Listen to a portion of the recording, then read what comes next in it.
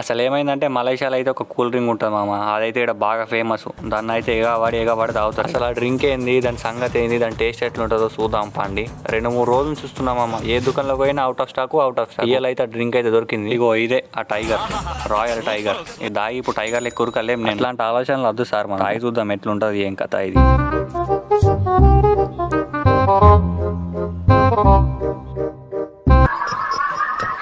ఎలా ఉంది సార్?